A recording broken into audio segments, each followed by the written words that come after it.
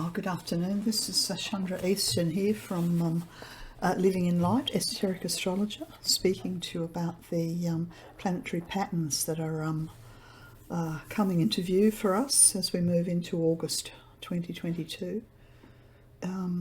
Specifically what I'm talking about in this talk is the signs of Taurus and Scorpio, Leo and Aquarius, and especially the sign of Scorpio, because the sign of Scorpio is holds the shadow of humanity, and therefore out of it comes the capacity for transformation into greater light, which would lead to greater peace on Earth. As the planets move through Taurus, Scorpio, Leo and Aquarius, they set up patterns, and you can see from this chart here, I've done this chart for Washington DC, and I've got it for August. I'm just going to move it forward through till the first week of August, and you'll notice the sign of Scorpio sitting here, and directly opposite it the North Node, and down the bottom here we have Aquarius, and Saturn and the Earth are in Aquarius, and then up here they have the Sun moving through Leo. And every August we have an opportunity to rise into greater light, but it requires courage, and humanity are having this opportunity. The sign of Scorpio is extremely interesting because it holds our collective darkness, and you can see here the past life point, the South Node, in the 18th degree of Scorpio, and here on the 5th of August the Moon is approaching it. 5th and the 6th of August the Moon comes up and conjuncts the South Node, and what happens then is that aspects of humanity's past, particularly around our ambitions, whether they're wholesome or not so wholesome, are magnetised and can be visible and erupt so that we can see them. Now this is my ambitions, my country's ambitions, my family's ambitions, ambitions of the global leaders, ambitions of the the World Bank, everyone and anyone's ambitions. And it's because the 18th degree has got an association with the sign of, in the sign of Scorpio has a connection to ambition. I have talked about this in the 3 talks from darkness to light. You'll find them on my website. Okay, so the interesting thing about the past life point and the eruption of global ambition is that it's forcing us to choose. And you can see the choice. You see the T-square that runs from Vulcan and the Sun in Leo, down to the nodal axis, 5 degrees square, down to the Earth and Saturn, which is sitting in the 22nd degree of Aquarius, across over here to the North Node, the destiny of humanity, to live on a sacred planet, and the 2 very volatile planets, Mars and Uranus, that are sitting in Taurus. So what we have here is it's like a cachet of gelignite that's set to explode. And we do see this on the global stage. We see the ambitions of Washington with NATO, we see the ambitions of Russia, we see the ambitions of China, we see a lot of posturing of individuals to place themselves where they can control their little corner of the world. It's a very ugly aspect of humanity that's being revealed to us. And of course what we have to do is recognise that we are not separate from this, that yes, there are global ambitions, but there's also our own. Is my ambition to be a better person? Is my ambition to share, to be kind, to be generous, to make a difference in the world? Or is my ambition to feather my own nest or to hide from things that I find unpleasant? So as I said, we have a gelignite, a cache ready to explode. It's very, very volatile. Mars and Uranus sitting together in Taurus are creating enormous conflict over land and food. And we know that for humanity, the path of initiation and the first great expansion of consciousness that occurs through the sign of Leo is always preceded by a struggle associated with the survival. Yes, so what really is being set up is the great battle between humanity's ego and humanity's soul. So there's a battle between the forces of light and the forces of darkness that's happening on Earth at the moment, and it's manifesting for us to see through the World Wide Web, through television if you watch it, through the media. You know, who controls the print wins, who controls space wins, who controls food wins, who controls money, who controls the digital currency, who controls medicine. So there's an enormous power grab going on to control humanity. And that's one story of this Grand Cross that's being set up throughout August, is what the Dark Brotherhood and their puppets are doing in the global sphere to control us through technology, control us through medicine, control us through food, control us through the digital currency, to control space. Yeah, so there's a race for control and race for the, well, I guess the way I would describe it is that we are being driven, those who are asleep, almost like sheep towards a cliff where democracy crashes and burns and technocracy rises and thrives. So if you're aware and awake to this issue that's happening on the planet for global control of resources, money and power, space, food, media, you know, then you can simply step out of it. And the way we can step out of it is by having a look at where your food comes from. Do you barter? Do you use cash? Do you share? Is your life sustainable? What do you have that you're not using that you can give away or share? What are your unholy ambitions that can be taken into therapy, into healing? How can you pray to find your wavelength, your like-minded communities? You see, it's for the last month or so, I've had this recurring sort of thought that what's happening on Earth is like the most enormous chessboard, and all the pieces are being moved one by one to try and corner the queen. And of course, if you don't know that such a battle for control's going on, then you feel like a pawn in the game and you willingly just go along and hope for the best. But if you realise that there's a battle for the control of the soul of humanity, and that this is coming about because of these planets in Taurus, because of the past life point in Scorpio, because the world aspirant needs to choose between the head and the heart, and because the light of one's soul is seeking birth. Yes, so you'll see the T-squares that are setting up between the sun and the moon. So of course this is something that's happening on the world stage, but it's also something that we are being faced with. So what I have here is the Washington, and I've used Washington because of course NATO, from my perspective, are just as much involved in skullduggery as are the Chinese or the Russians in this sort of grab for power and money and ambition and pride and control of land and oil and currency. I don't think there's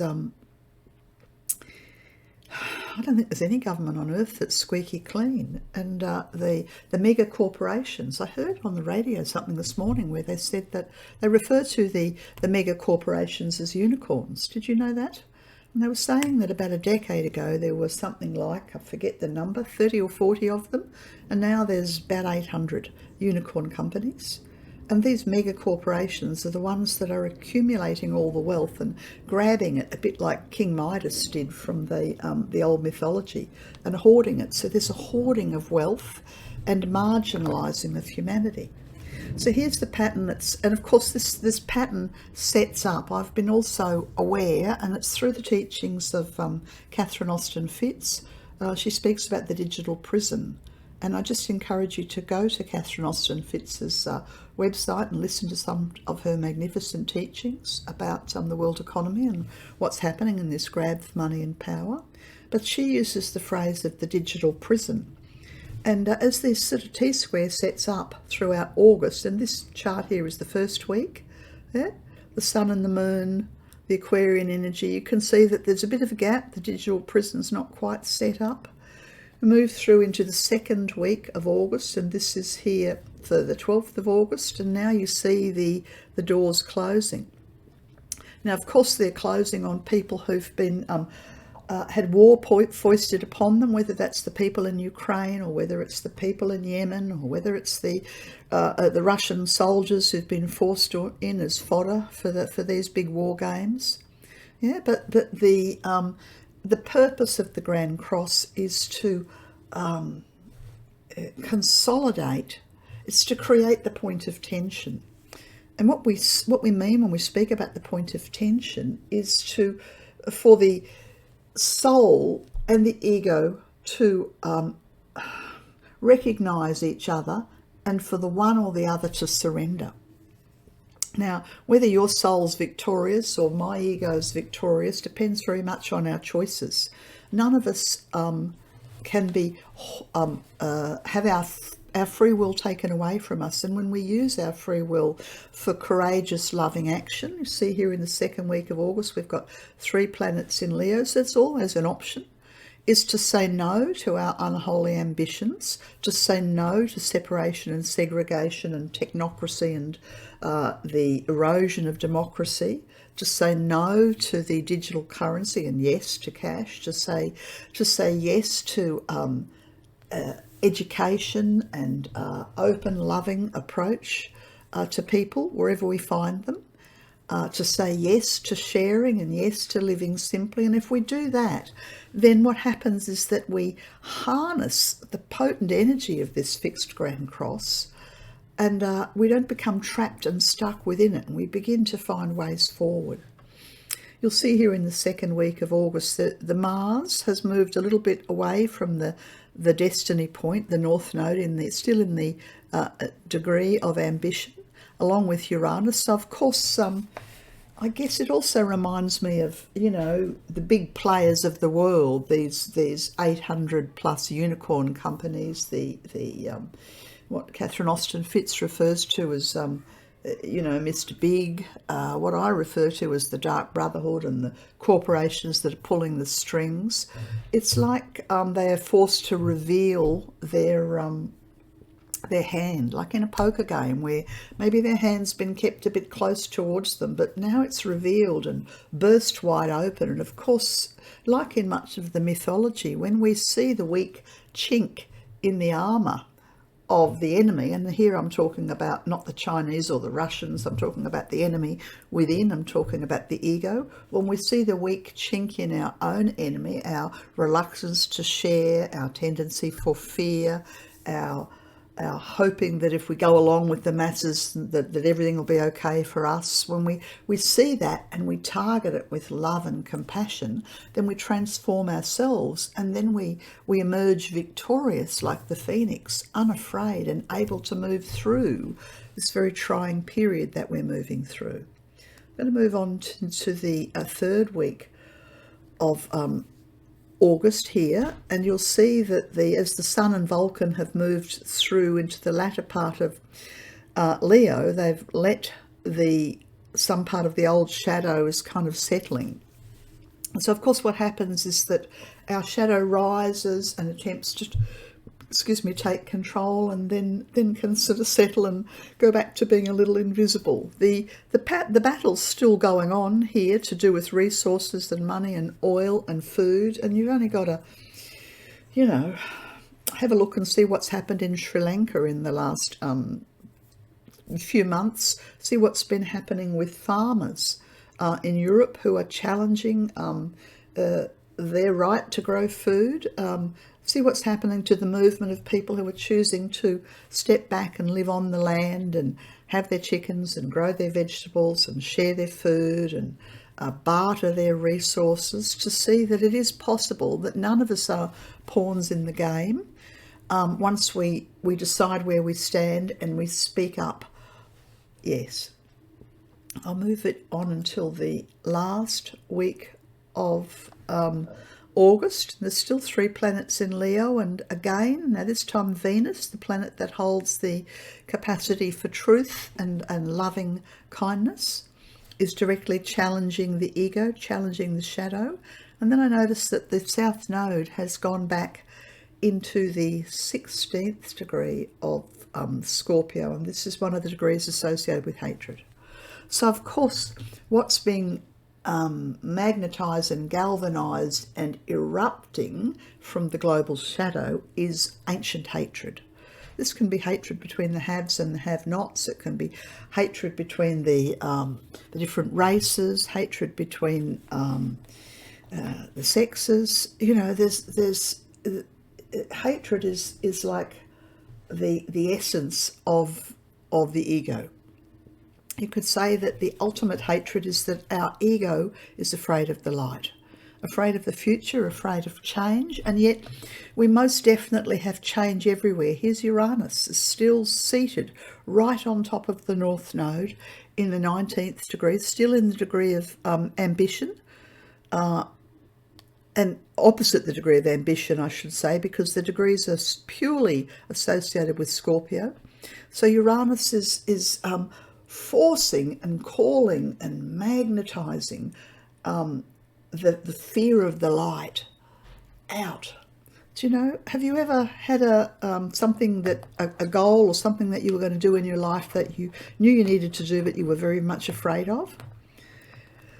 I'm sure most everybody has. And once we tackle the thing that we are most afraid of and get ourselves busy with the action of that tackling, then the fear and the hatred and the paralysed energy loses its potency.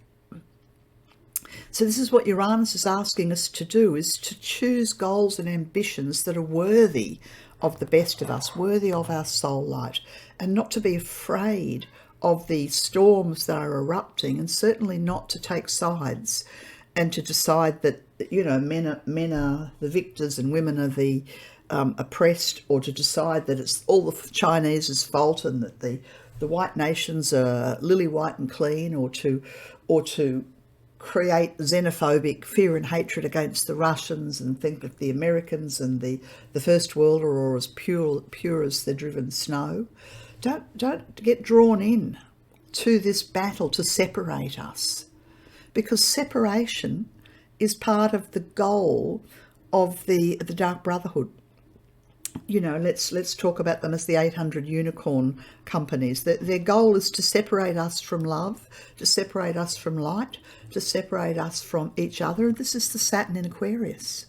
And Saturn's in Aquarius, seated in this 21st degree of Aquarius, and by, I think it's January next year, it'll move on and into Pisces, you know. And those that have fallen for this power elite game of global brinkmanship, the moving of the various pieces, the bishops and the knights and the pawns all around the global chessboard, we will have chosen. The greatest hope that we have is that when we use our free will to unite, and we use our free will in the name of love.